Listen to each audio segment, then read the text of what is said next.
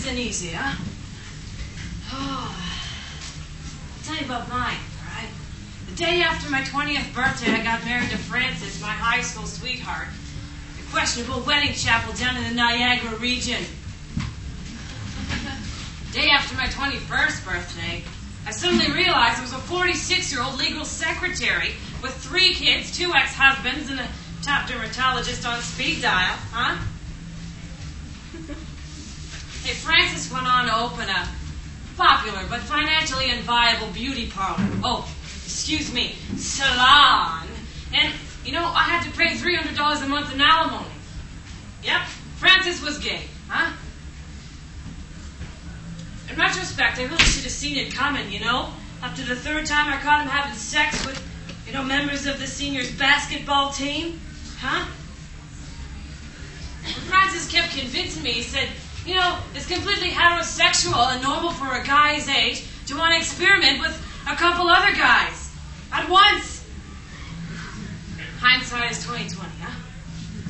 Oh, Frances and I didn't last.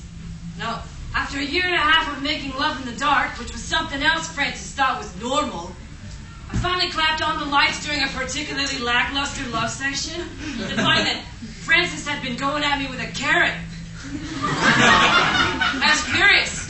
I said, hey, how long you been fucking me with produce? Huh? It's organic, he insisted. Then we fought, and that was the end of me and Frances, and the end of my frequent yeast infections. I don't mind telling you. Oh, boy. You know, I was mad at Frances. Yeah, I really resented having to send that check to him every month.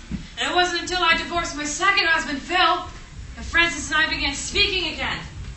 And, you know, it's only as a direct result of the fiasco with Frances that Phil and I even met.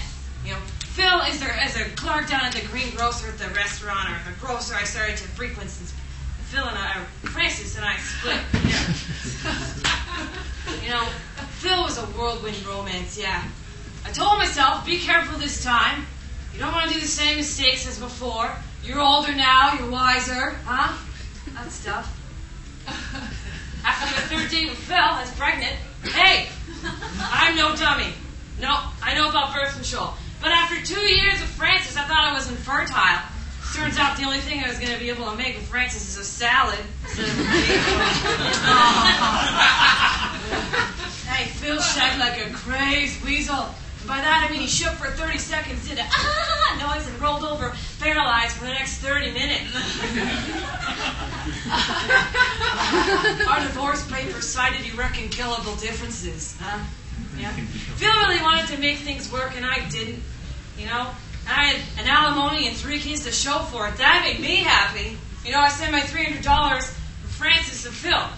You know? The other day I said to Frances when he was doing my hair, I said, hey, the whole thing would have been easier if you would have just married and divorced Phil directly. Frances laughed and said, yeah, that'd be great. But really, you wouldn't like it because, you know what, Frances is a bit of a size queen. Yeah, you know what? Phil's got a dick like a golf pencil. Not a good match. So anyways, it's what I do, huh? Ship the kids off to my mom's on the weekend, make myself all birdie, and come on down here and try and find lucky husband number 3, huh? You know, I'm just kidding. You never know, though. You never know, huh, honey? Hey, you. Hey, look at me, huh? You know, life isn't easy, but at least I am.